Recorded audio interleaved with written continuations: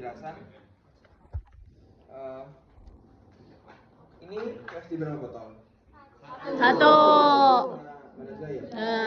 Yang dilihat adalah selangnya. Kalau jumlah selangnya satu, di satu botol berarti satu. Kalau selangnya dua gitu ya. Oke, ini adalah seal, artinya dia sealnya menggunakan air sebagai penguncinya gitu ya.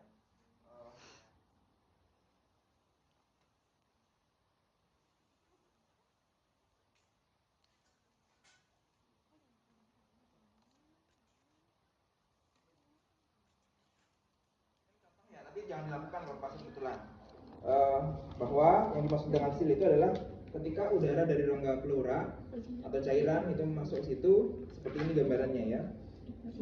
Nah, begitu ada bubble-nya di sana. Tapi ketika pasiennya menghembuskan nafas, kan itu dia nyedot nih, tapi dia tidak bisa sampai ke balik ke rongga pleura, namanya sebutnya seal. Jadi ketika menghembuskan begini, kemudian kita tarik seperti sedotan ya. Jadi tapi karena tekanan tarikannya nggak terlalu kuat, jadi harapannya tidak sampai kembali ke pleura. Itu sebetulnya water seal, saya dikunci oleh air gitu. Sama seperti kalau kamu kloset itu kan kloset yang jongkok, air ketika kamu buang air kecil pemirsa, dia bisa ke bawah tapi nggak bisa ke atas lagi kan gitu. Bisa ke bawah ya udah ke dalam, sama kayak gini. Jadi udara yang cairan sedap sini, harapannya ketika pun disedot sama pleura lagi, dia tarikannya nggak sekuat itu dan nggak, udaranya nggak balik lagi, cairannya nggak balik lagi.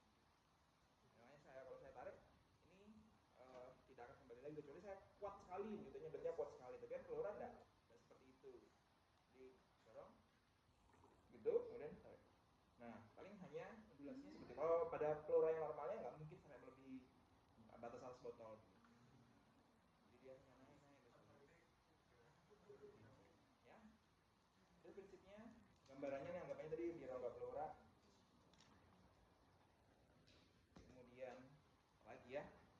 Udah sih paling itu prinsipnya. Nanti kalau tinggal ujian sama saya, urutannya adalah Anda perhatikan botol, kemudian selang, baru perawatan luka di sini. Botol apa yang dilihat adalah bubble ataupun ada undulasinya. Jadi kalau misalkan dia masih produktif, masih ada udara yang dikeluarkan, maka dia ada bubuk-bubuk tadi. Tapi kalau sudah tidak ada udaranya, dia hanya undulasi naik turun gitu. Gitu ya. Itu artinya dia kondisinya mungkin sudah membaik begitu ya. Tapi kalau tidak ada undulasi, nah itu jadi pertanyaan, apakah ada kebocoran, apakah hanya diklaim ya. Itu harusnya ketika ada tetap ada undulasinya sedikit, meskipun tidak ada bubble-nya di sana. Undulasi itu naik turun air dulu, ketinggiannya naik turun di dalam selangnya. Enggak, kalau kita sudah rongga pleuranya tidak ada udara, dia cuma hanya undulasi naik turun saja. Iya, harusnya dia dilepaskan, fungsinya PSD untuk mengeluarkan udara, cairan, sebagainya. Lah kalau sudah nggak ada produksi, ya ngapain dipasang? Ya kita tinggal sampaikan ke dokternya, dok ini sepertinya satu hari kemarin sudah tidak ada produksi, udara tidak ada, bubble tidak ada, produksi cairan, nanah dan sebagainya tidak ada lagi, penambahan untuk ketinggiannya, ya barangkali bisa dicek untuk pelepasan begitu. Dokternya pasti akan ronsen dulu, kalau ronsen baru biasanya dilepas. Kita pantau satu hari, kemudian kita laporkan paginya, hari itu ronsen, mungkin hari itu atau besoknya baru dilepas.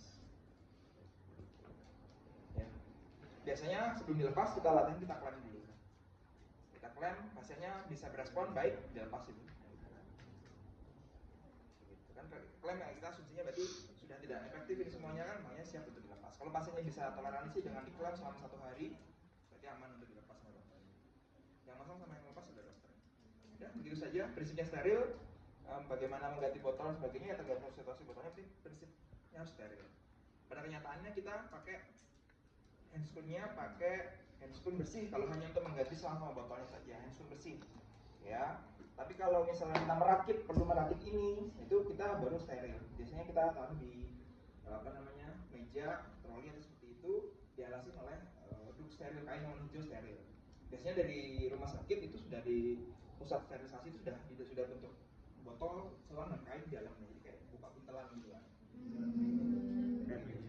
Nah, apa? Iya kayak piknik gitu ya, kayak Jepang gitu kan. Jadi kita bagian yang dalamnya itu sudah steril. Oh, piknik.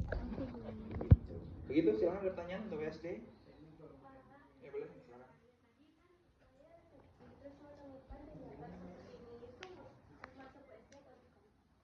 Oh itu ya? Itu bukan. Jadi kalau untuk selang, jadi gini, bedakan. Jadi kalau bagus pertanyaannya, kan Kalau selang WSD itu pasti dia selangnya besar. Kemudian dia sifatnya lebih permanen, jadi dipasang dalam waktu lebih dari 1 hari. Kalau itu namanya torakosintesis. Ya, atau mini WSD, sebutannya mini WSD. Ya, jadi dia sambungan dari nanti kita torakosintesis dengan selang yang kecil dengan jarum. Ini jarum yang masuk. Nah, itu pertama kita namanya torakosintesis, kemudian kita lanjutin namanya sistemnya mini WSD, selangnya masih kecil. Jadi dia prinsipnya tidak harus biasanya itu dilakukan bukan untuk udara, tapi untuk cairan, nanah dan sebagainya. Namanya torakosintesis. Yang lakukan dokter juga, jadi jarum yang dimasukkan. Kalau ini bukan jarum, biasanya juga kayaknya seperti ini, namanya selangnya juga gini. Kalau itu dia kecil, ukurannya lebih kecil, kemudian jarum, kemudian dia nanti langsung dimasukkan ke penampung tanpa ada prinsip water seal-nya tidak ada. Karena niatnya hanya untuk mengeluarkan cairan. Biasanya pada pasien infusi pleura untuk penanganan awalnya begitu, awalnya saja. Tapi hari kedua, ketiga diganti WSD. Begitu. Itu untuk awal, atau misalkan volumenya kecil. Nah, volumenya kecil itu pakai torakosintesis ataupun mini WSD. Itu yang dicari itu. Jadi istilahnya mini WSD meskipun tidak menggunakan prinsip WSD begitu. Ya, hanya sementara. Selanjutnya kalau volumenya besar, produktif gitu ya, pakai WSD. Ya. Karena biasanya kalau caranya cuma berapa 50 cc kita sudah split gitu ya. Jadi masukin jarum yang besar, splitnya besar 50 cc, jarum yang besar masukkan sampai keluar sudah. Oh masih nggak bisa, dibiarkan pakai mini WSD dulu sebentar. Oh ternyata produktif sekali baru pasang WSD. Tapi kalau sudah cukup, ya jadi nggak perlu pakai penampung, itu tarik speed saja. Itu namanya torakosintesis. Ternyata masih ada nih kayaknya produksi terus sedikit gitu ya. Kita pantau 1 hari pakai mini WSD. Selangnya kecil.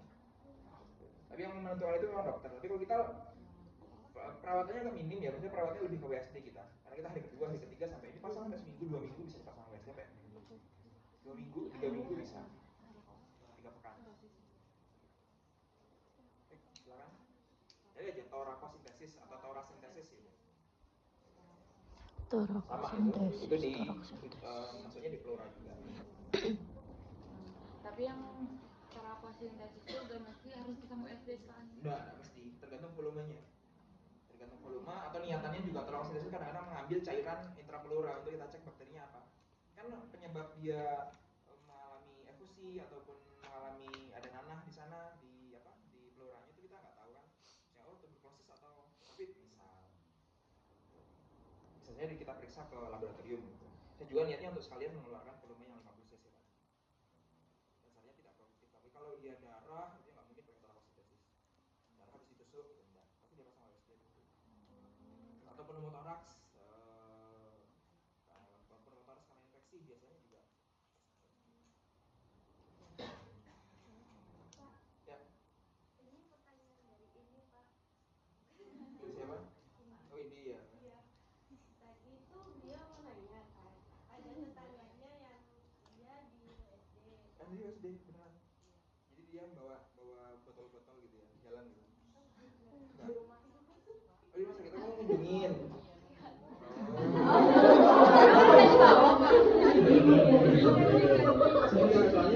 Soalnya memang kadang-kadang kalau pasiennya dia sehat itu dia akan bawa jalan yang mahal. Jadi bisa, ini kan tinggal di kayak gini bawa. Di sini bawa di sana.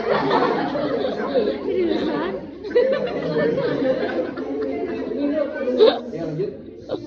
Dia berarti berkunjung pasiennya tetangganya tadi ada botol gitu ya. Terus dilepas ini kan operasi dokter yang pasang dokter jadi jadi sistemnya jadi keliling aja sih. Jadi berarti kalau sudah nggak ada produksi lagi dilepas. Terus berarti pertanyaan lanjutannya, Pak nanti kalau misalnya setelah dilepas tapi keluhannya ada lagi caranya diproduksi lagi pasang lagi. Memang kayak gitu. Kenapa? Nah kalau caranya di situ, kan logikanya gitu. Masa cairannya sudah bekas pasang ya udah saya pasang lagi. Iya gitu, maksudnya ya tergantung makanya yang sering dipasang itu tuberkulosis ya. Tuberkulosis itu bukan salah satu yang parah sebelah kiri. Ternyata harus dilepas 5 hari atau seminggu kemudian produksi lagi, fusi lagi, nanah lagi, jadi pasang lagi. Penutupan apa? Jadi jahit, tinggal dijahit. Nah. Iya, dipasukkan lagi. Dijahit. pakai sound. Dijahit. Ini kalau dilepas, ini dokternya harus jahit lagi supaya dia tertutup habis pasang selang itu. Kalau misalkan nanti ada lagi produksi lagi ya dimasukkan lagi, dibuka lagi. Kalau memang dia apa namanya caranya di tempat yang sama ya iya. Bisa saja bisa status sama, bisa juga mau cari insersi yang lain tapi biasanya yang sama saja enggak apa-apa. Kan tujuannya mengeluarkan cairan kan? Ngapain buat lubang baru ya kan? Malah dia malah banyak udaranya lagi malah. Kan tadi tujuannya kan mengeluarkan cairan nanah darah kayak gitu. Betul. Terus kan tapi kan kalau WC lama kan kayak sedikit demi sedikit gitu. Betul. Emang nggak boleh kayak langsung diseksi medis.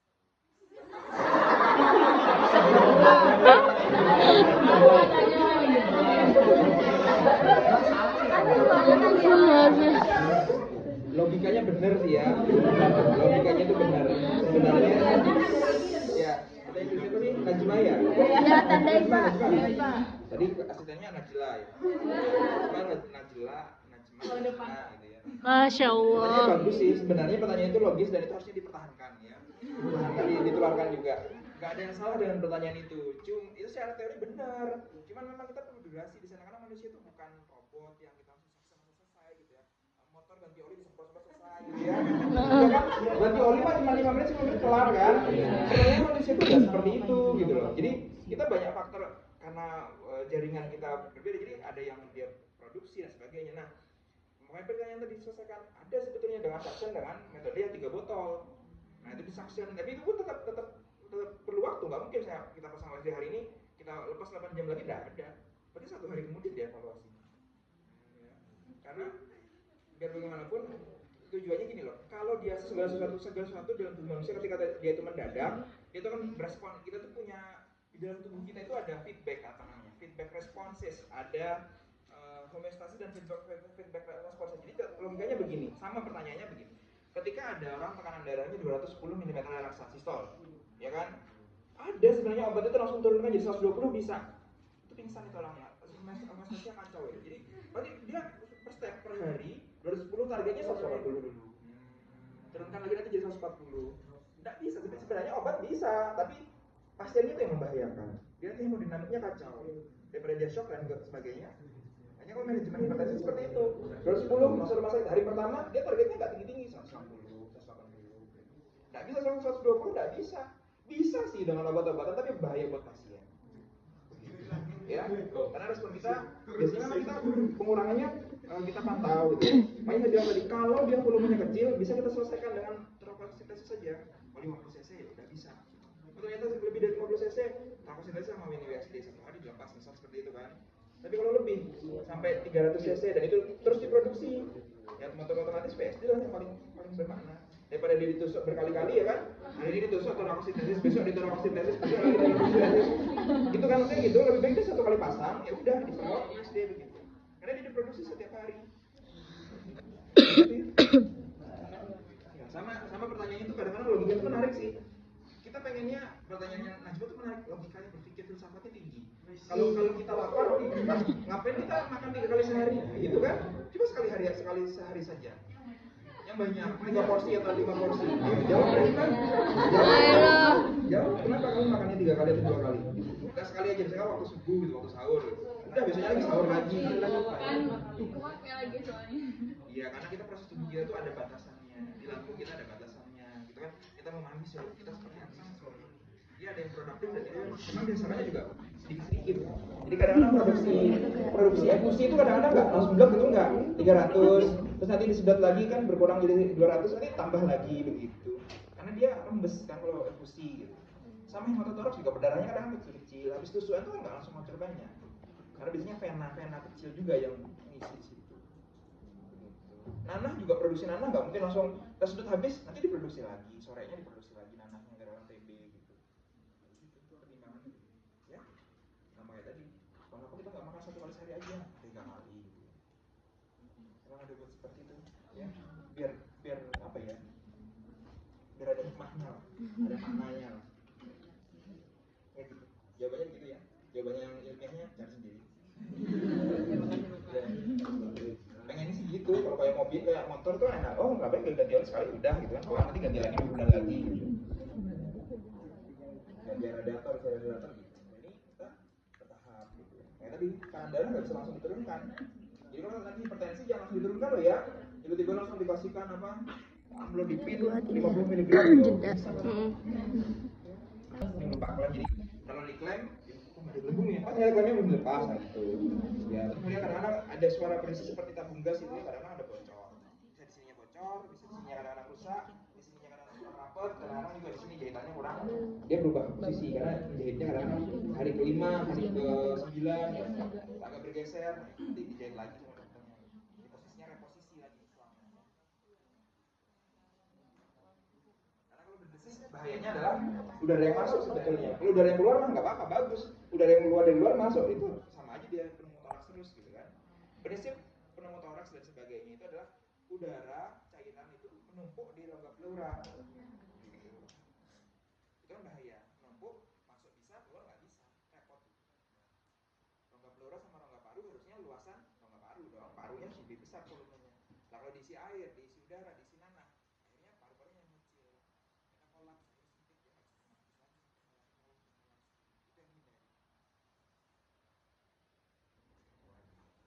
Sudah tahu kan bekasnya ya. Nanti kan ada yang baru ya, yang baru yang kita lepaskan seperti ini. Ini sudah diklaim.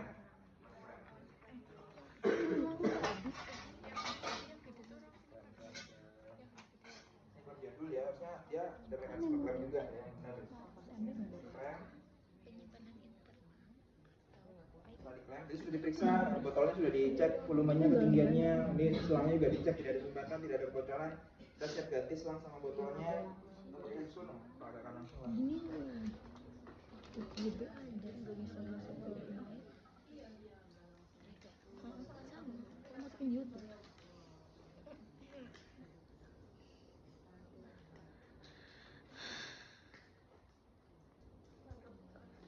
Perawatnya pakai masker ya. Kalau nggak di selang USD pakai masker ya.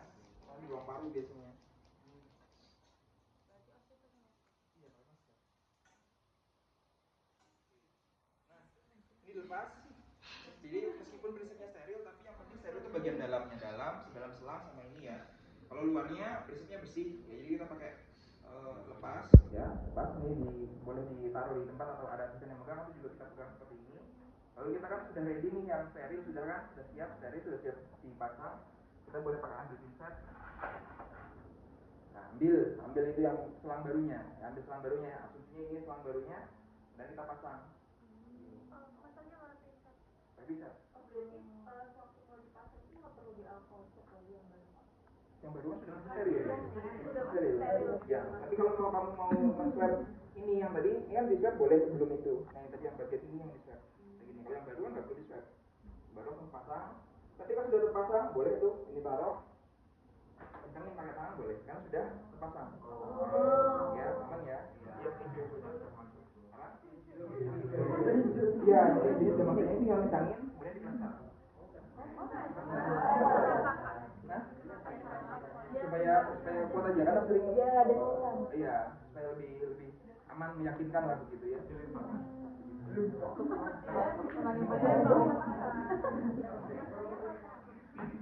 Setelah itu baru kan kembalikan ke posisinya, baru lepas klemnya.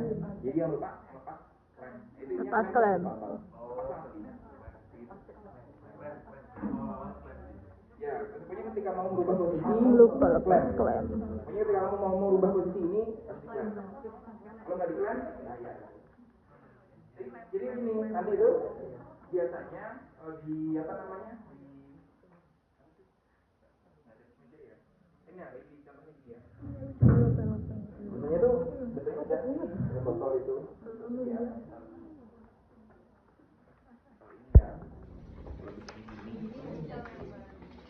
Nah, begini kan. Nah, ini dari proses sterilisasi.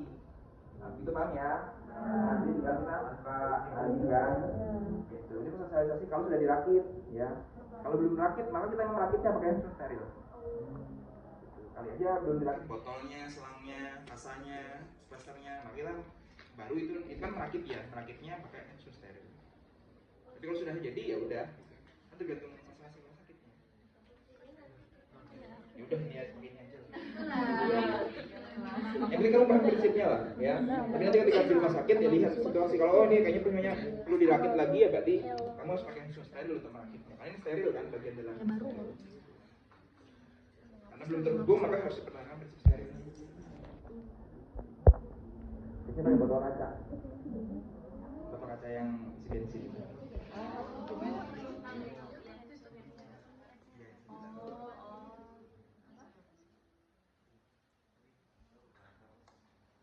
Silakan pertanyaan lagi. Gak apa-apa, kan gak masalah.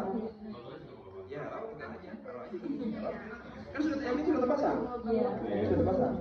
Pertahankan prinsip steril ketika dia belum terpasang. Dikatakan steril jika dia belum terpasang. Begitu, ya.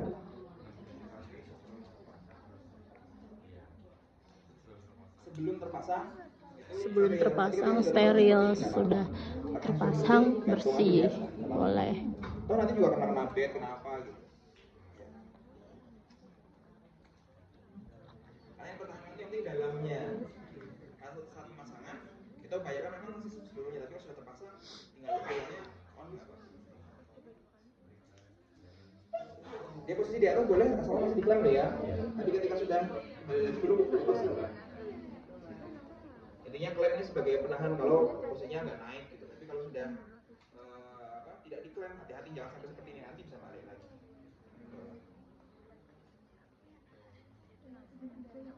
Ya, karena nanti kalau merakit nanti latihan sendiri lah. Kalau rumah sakitnya masih merakit manual ya belajar lagi. Botolnya diisi cairan dengan steril, bagaimana dipasang. Kalau ini ya pakainya ini ada lah.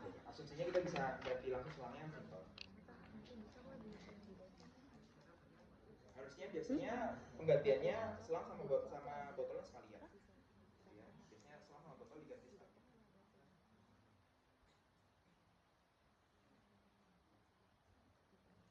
Misalnya ada tanya diskusi teman-teman. Biasanya steril supaya tidak menginfeksi bagian dalam. Kalau misalnya dipegang-pegang nanti kalau bakterinya bisa naik. Ada pertanyaan, diskusi terkait PSD. Ini untuk pasien pneumotoraks, kalau dia efusi tanah ataupun ada hematotoraks, dia 2 botol minimal. Sistemnya 2 botol. Ada penampung, ada sealnya. Ya, penampung di botol pertama, di botol keduanya sebagai seal. Ya, ini water seal. Harus terendam 2 cm.